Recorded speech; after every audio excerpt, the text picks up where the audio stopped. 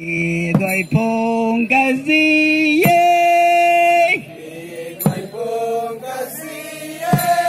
nâng biang tao rao ân xin gai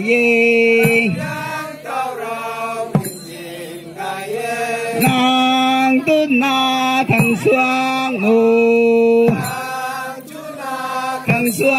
mù nâng tì đôi phong cái gì anh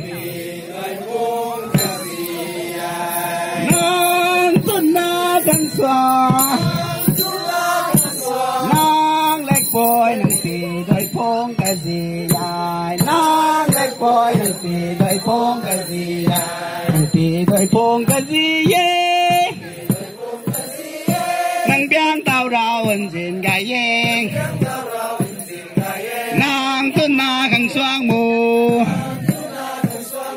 nâng tì đôi phong cái gì ai nàng tu na thằng xuang nàng lệch bôi nâng tì đôi phong cái gì ai nâng tì đôi phong cái gì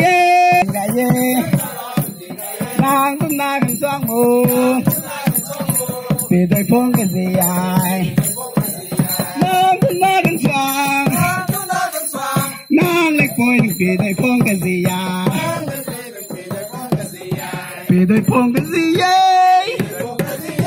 biang tao rao xin gai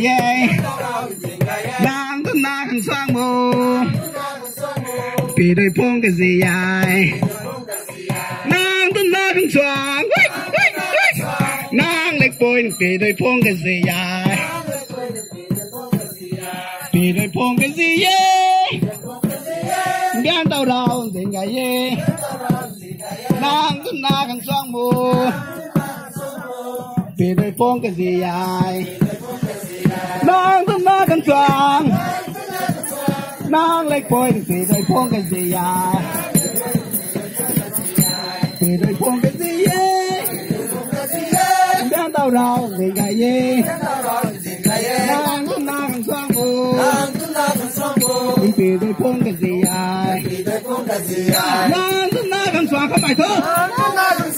nàng lệch bôi nâng tì đôi phong cái gì ai tì đôi phong cái gì